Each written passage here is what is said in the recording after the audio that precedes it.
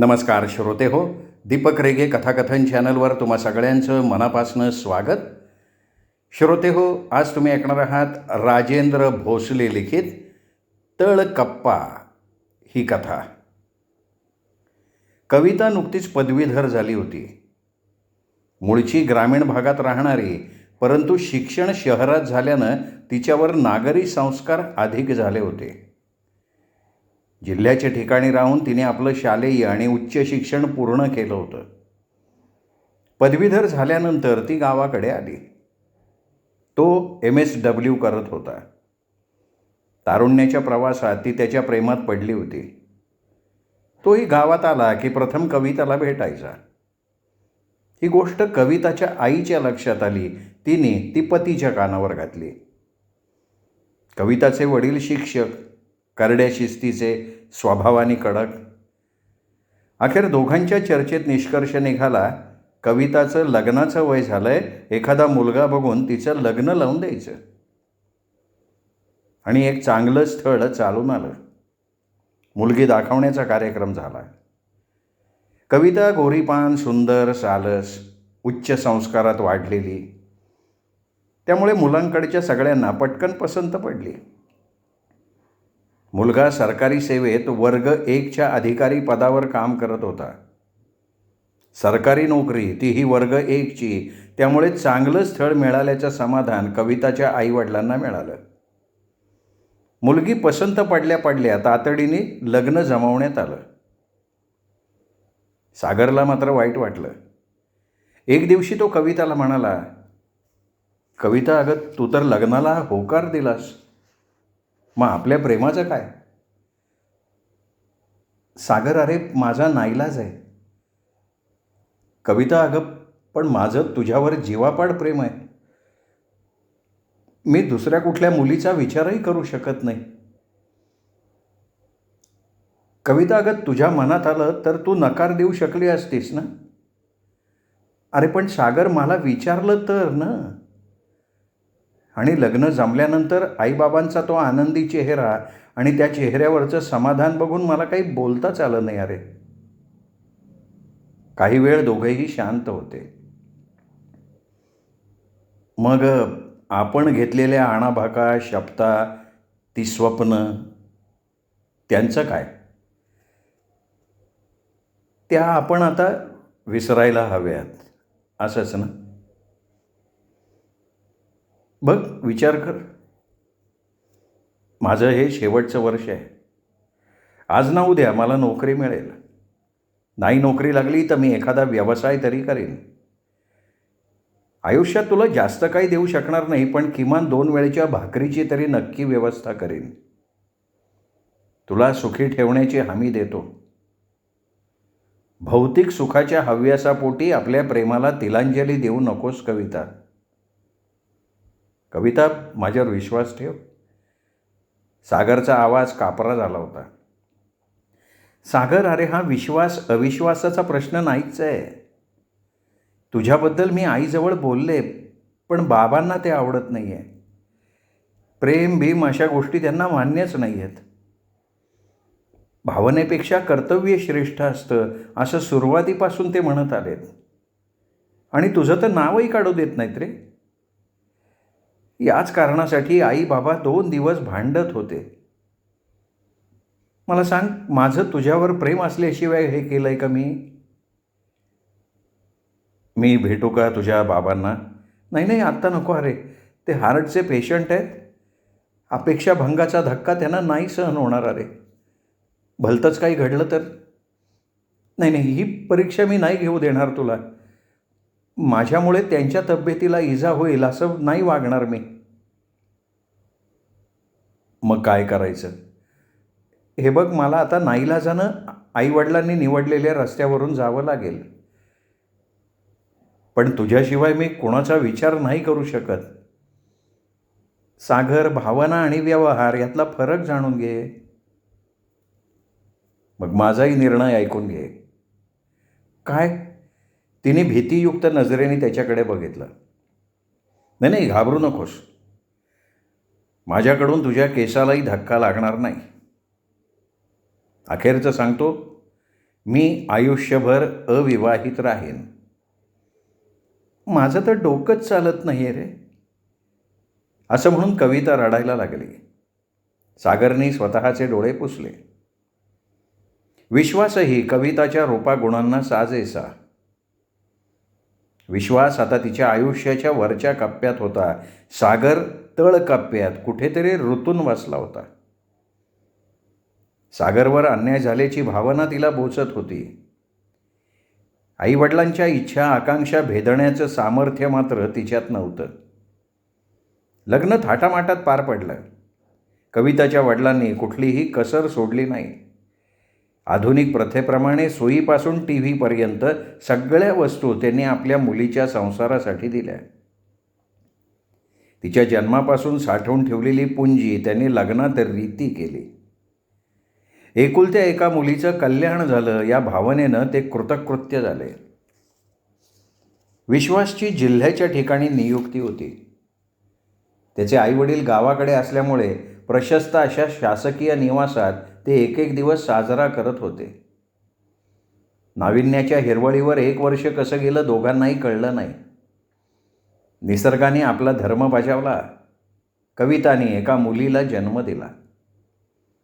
पतीला गलेलठ्ठ पगार, घरात नोकर चाकर, फिरायला गाडी, सगळी सुखं कविता पुढे हात जोडून उभी होती. विश्वासचं पदही महत्त्वाचं होतं. वेतनाबरोबर वरचा पैसा अमाप मिळत होता. खोऱ्यांनी पैसा ओढण्याचा त्याचा कार्यक्रम अखंड चालू असायचा. लोक नोटांचे बंडल घरपोच आणून देत होते. त्यामुळे कविताला हवे ते दागिने, हव्या त्या साड्या आणि हवी ती खरेदी सहज करता येत होती. स्वर्गसुख स्वर्गसुख म्हणतात ते हेच का, अशी तिची भावना होऊ लागली. सागरही मामे भाऊ या नात्यानं तिच्याकडे येऊन धावती भेट द्यायचा. त्यांनी आता स्वतंत्र व्यवसाय सुरू केल्यानं त्याचा व्यवसाय चांगला जमही बसला होता. विश्वासला मात्र घरी बायको आणि मुलीला देण्यासाठी वेळ नसायचा. कामाची जबाबदारी इतकी की सकाळी घर सोडल्यावर तो रात्री उशिरा घरी यायचा. त्याला पिण्याचंही व्यसन जडलं होतं. दररोज पिणं आणि बाहेर खाणं त्याच्या अंगवळणी पडलं होतं. अनाहूतपणे आलेला पैसा त्याला स्वस्थ बसू देत नव्हता. माणूस पैसे कमावण्यासाठी शिकतो आणि पैसे कमावण्यासाठीच नोकरी करतो आणि पैसे कमवणं हेच जीवनाचं अंतिम ध्येय आहे, अशी त्याची पैशाबद्दलची व्याख्या होती. गंगा वाहतीये तोवर हात धुवून घेतलेले बरे, अन्यथा हाती सत्ता नसल्यावर आपल्याला कोण विचारतंय, अशी त्याची धारणा. त्यामुळे त्याचं प्रत्येक पाऊल पैशाच्या दिशेने पडायचं. दैनंदिन कामाच्या माध्यमातून मिळणारा हा वरचा पैसा म्हणजे आपलं नशीब आहे, पूर्वजन्मीचं पुण्य आहे, असंही त्याला वाटायचं. आपण कोणाला पैसा मागायला जात नाही. लोकच आपल्याला पैसे घ्या म्हणून आपल्याकडे येतात. त्यांची कामं होतात, मला पैसे मिळतात. कोण काय वेडं आहे का आजच्या जगात एकमेकांना उगीचच पैसे द्यायला? विनाकारण कोणी कोणाला 10 रुपयेसुद्धा देत नाही. मी पैसे घेतो यात नक्कीच गैर काही नाही, अशी त्याची पक्की समजूत झालेली होती. मग मद्याबरोबर क्लबमध्ये पत्ते खेळणं आलं. पैशाला चटावलेल्या रमांनी त्याच्या चारित्र्यावर केव्हा मात केली हे सुद्धा त्याला कळलं नाही. रम, रमा आणि रमी या 3 आरच्या बेडीत तो पूर्णपणे जखडला. कौटुंबिक जीवन, नीतिमत्ता, प्रामाणिकपणा या बाबी आता त्याला थोतांड वाटायला लागल्या. अलीकडे कविताला मात्र त्याचा बाहेरख्यालीपणा पटेना. राजपत्रित अधिकारी म्हणून काम करणाऱ्या व्यक्तीला अशा साध्या गोष्टी आपण कशा सांगाव्यात म्हणून ती निमूटपणे सहन करत होती.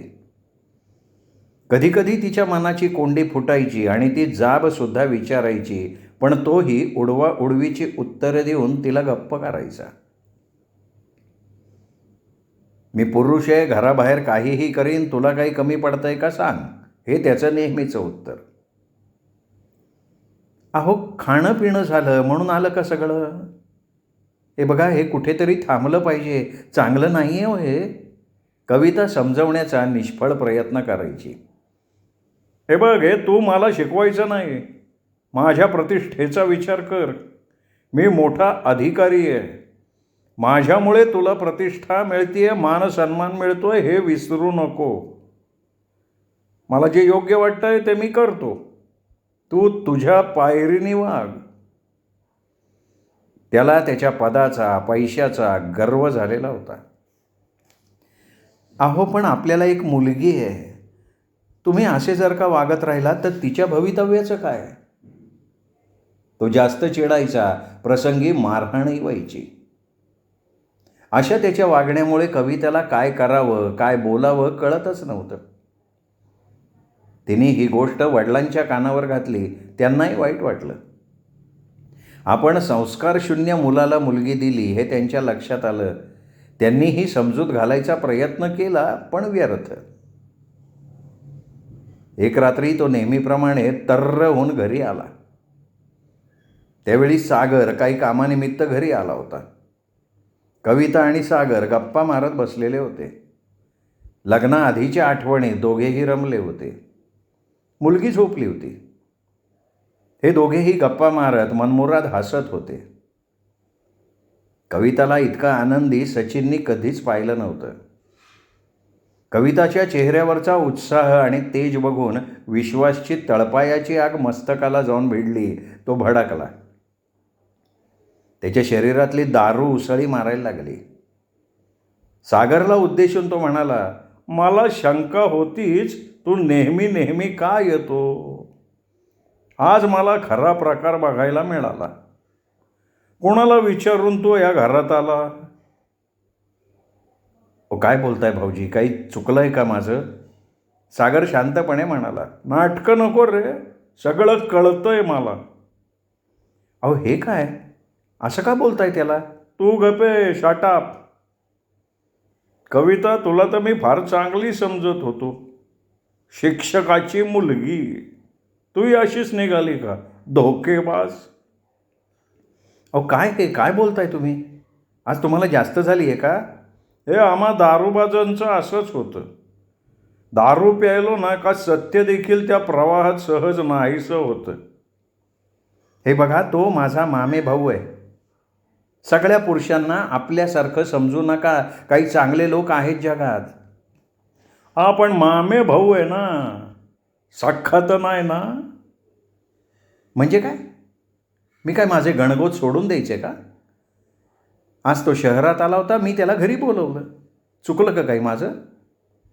तुम्ही नाही ते उद्योग करता बाहेर माझ्या परस्पर.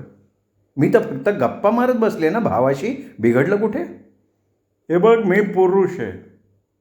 मी जे काय करतोय ते माझ्या जीवावर करतोय. मी पैसे कमवतो, मी पैसे घालवतो. आहेत, मला अनेक मैत्रिणी आहेत. तुझ्यापेक्षा कितीतरी सुंदर सुंदर मैत्रिणी आहेत.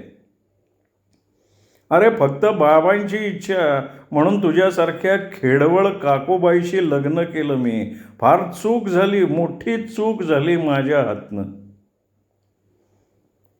तीनदा खेड्यातली म्हणून काय घेणं होतं हो? खेड्यात राहणारी सुद्धा माणसं आहेत आणि तुमच्या शहरवासियांपेक्षा कितीतरी श्रेष्ठ आहेत ती. शहरात काय, खोट्या प्रतिष्ठेच्या आड एक नकली चेहरा लपलेला मला पदोपदी दिसतो. आम्ही खेडवळ खरंच जास्त चांगले, निदान बोलतो तसे वागतो तरी. बऱ्याच वेळा खपवून घेतलं मी. प्रत्येक वेळी खेड्याचा उद्धार करता तुम्ही. खेड्यातला शेतकरी शेतात काम करतो म्हणून तुम्हा शहरातल्या लोकांना धान्य मिळतं खाण्यासाठी. त्यांना असं तुच्छ लेखणं तुम्हाला आणि विशेष करून तुमच्या पदाला शोभत नाही मिस्टर विश्वासराव. ते खेड्यातले लोक खरं बोलतात, खरं वागतात.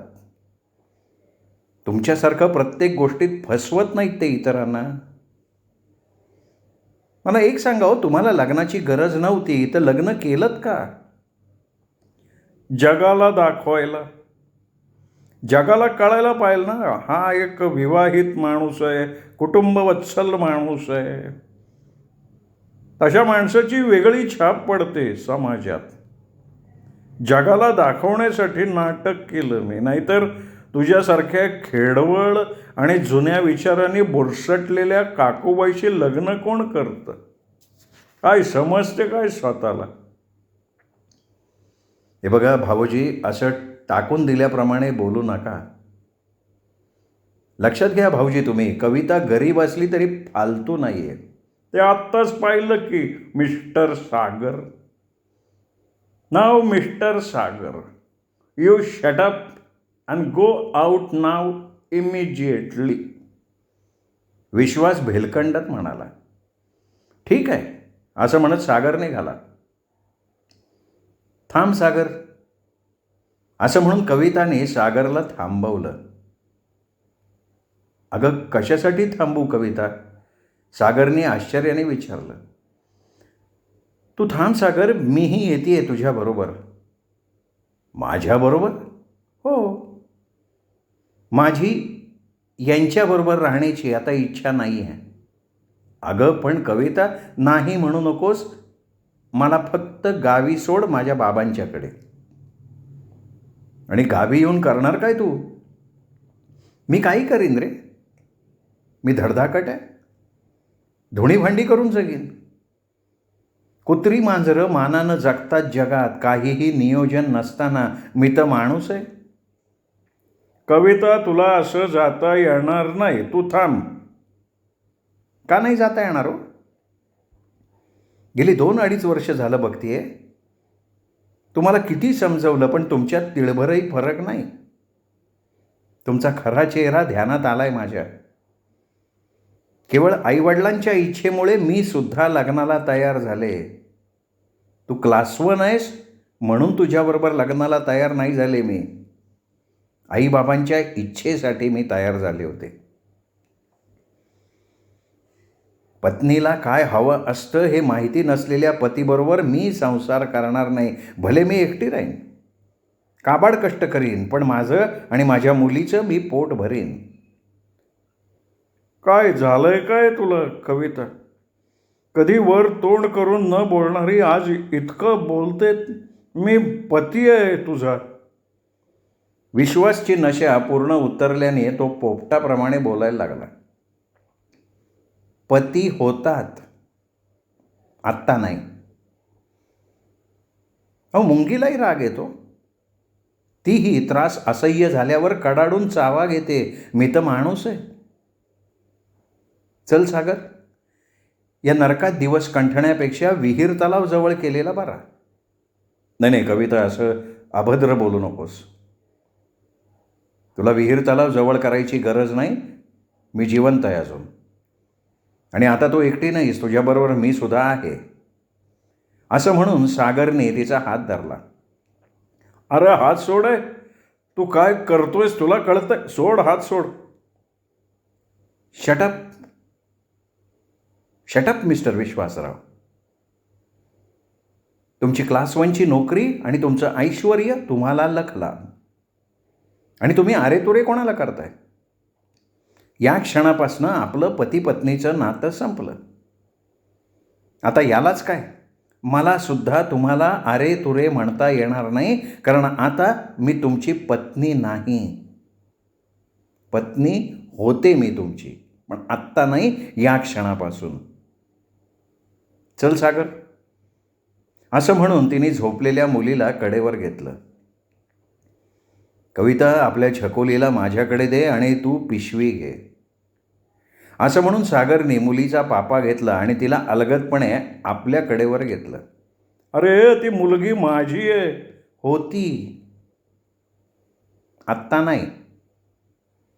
आता ती फक्त माझी आहे. अरे सोन्यासारखी बायको सांभाळायला येत नाही तुला? जा, बाहेर सुंदर सुंदर मैत्रिणी आहेत ना तुला. पैसा आहे ना तुझ्याकडे, जा. सागरने कविताचा हात आपल्या हातात घेतला आणि दोघेही मागे न पाहता तिथून बाहेर पडले. श्रोते हो, तुम्ही ऐकत होतात राजेंद्र भोसले लिखित कथा तळकप्पा. कथा कशी वाटली कमेंट करून जरूर कळवा. कथेचा व्हिडिओ लाईक करा, हाईप करा, कथाप्रेमी मित्रपरिवारात, नातेवाईकात शेअर करा. भेटूयात अशाच वेगळ्या कथेसह पुन्हा एकदा. नमस्कार.